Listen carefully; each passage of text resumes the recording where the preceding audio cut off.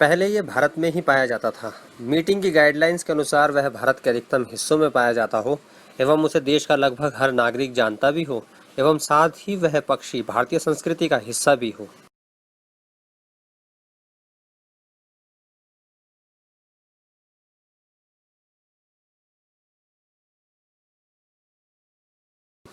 कुछ समय पश्चात 26 जनवरी 1963 को मोर को देश का राष्ट्रीय पक्षी घोषित कर दिया गया। हिंदू धर्म में भी मोर शिष्टता एवं सुंदरता का प्रतीक है। मोर पंख को मुकुट और सिंहासनों में लगाया जाता था।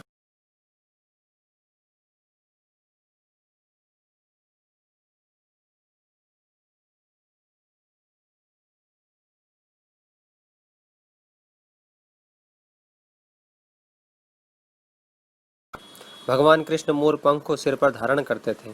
शिवपुत्र कार्तिकेय का वाहन भी मोर है। यह भारत का ही मूल पक्षी है। अलग अलग देशों पर ले जाए जाने पर इसकी कई प्रजातियां आज पूरे संसार में मौजूद हैं। मोर का शिकार पूर्णतया निषेध है। इसे भारतीय वन्य जीव अधिनियम 1972 के अंतर्गत संरक्षण दिया गया है। मोर के एक कुनबे में 3 से 4 मोरनियां होती है।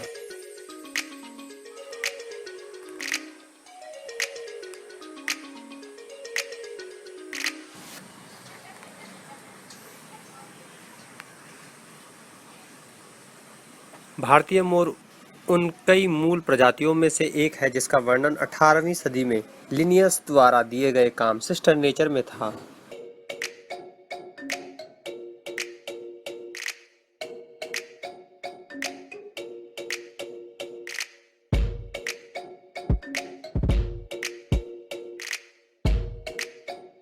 और यह अभी तक अपने मूल नाम पावो क्रिस्टेटस से जाना जाता है।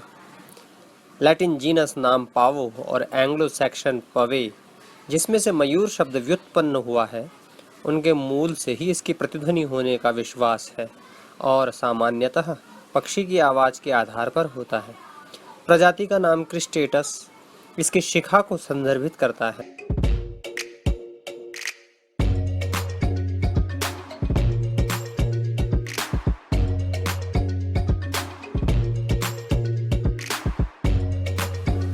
प्रारंभिक रूप में लिखित अंग्रेजी शब्द में इसका उपयोग 1300 प्रकार से हुआ है और इसकी वर्तनी में पेकॉक, पेकोक, पेकोक, पेकोचके, पेकोक, पचकोक, पॉकोक, पोकॉक, पोकोक, पोकोके और पुकोक भिन्न प्रकार के शब्द शामिल हैं। वर्तमान वर्तनी 17वीं सदी के अंत में तय किया गया था। चौसर शब्द का इस्तेमाल एक दंभी और आडंबरपूर्ण व्यक्ति की उपमा प्राउड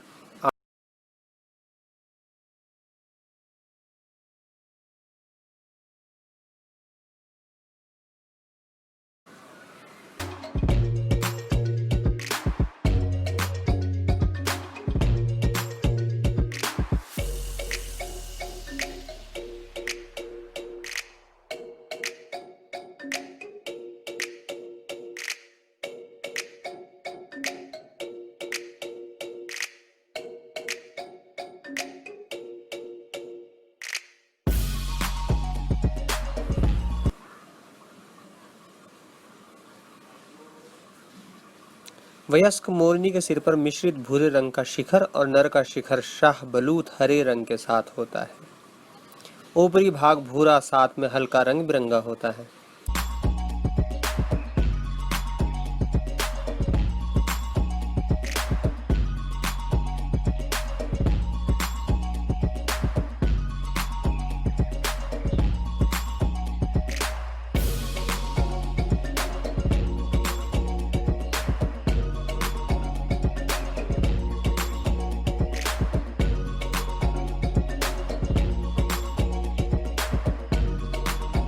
प्राथमिक, माध्यमिक और पूंछ गहरे भूरे रंग के होते हैं। गर्दन धातु सदृश हरा और स्तन पंख गहरे भूरे रंग के साथ हरे रंग का होता है। निचले के बाकी हिस्से सफेद होते हैं। युवा कोमल गहरे भूरे रंग के साथ ही गर्दन के पीछे का भाग पीला जिस पर आंखें बनी होती हैं।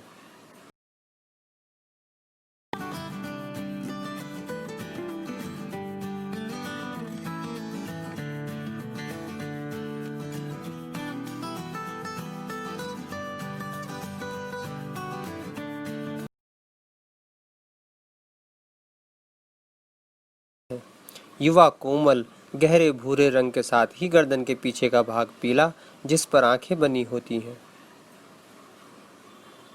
युवा नर मादाओं की तरह लगते हैं, लेकिन पंखों का रंग बादामी होता है।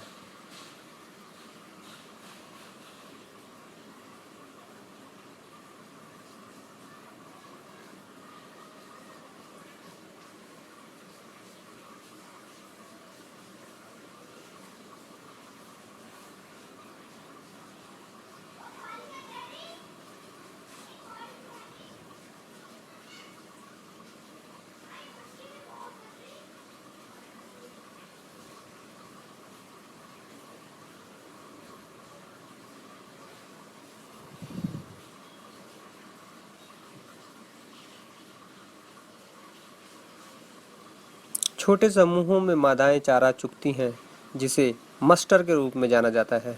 आमतौर पर इनमें एक नर और 3 से 5 मादाएं होती हैं। प्रजनन के मौसम के बाद झुंड में केवल मादा और युवा ही रहते हैं। यह सुबह खुले में पाए जाते हैं और दिन की गर्मी के दौरान छायादार स्थान में रहते हैं। गोधूली बेला में वे धूल से स्नान के शौकीन होते हैं। पूरी झुंड एक पंक्ति में एक पसंदीदा जलस्थल पर पानी पीने जाते हैं। आमतौर पर जब वे परेशान होते हैं, भागते हैं और बहुत कम उड़ान भरते हैं।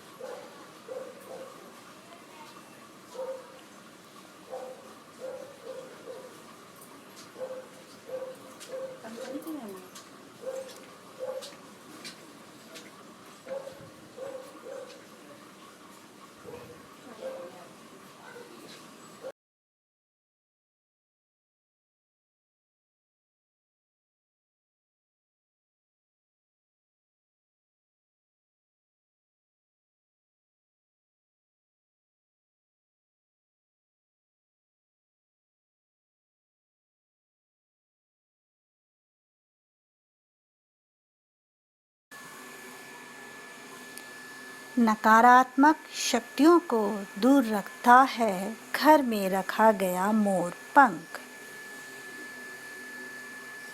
मोर पंख को घर, किताब या ऑफिस में रखना बहुत शुभ माना जाता है।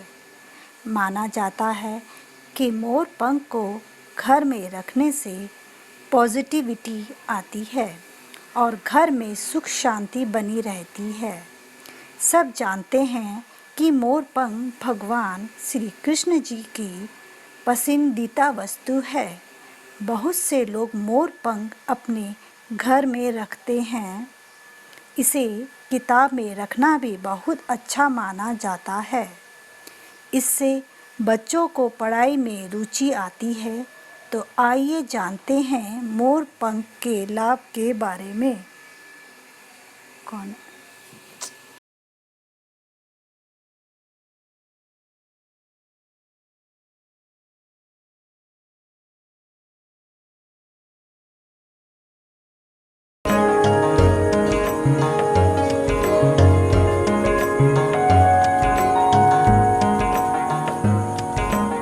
मुगल बादशाह शाहजहां ने हीरे मोतियों से जड़ा मोर सिंहासन तख्त ए ताउस बनवाया था, जो मध्ययुगीन विश्व के लिए रश्क का विषय था।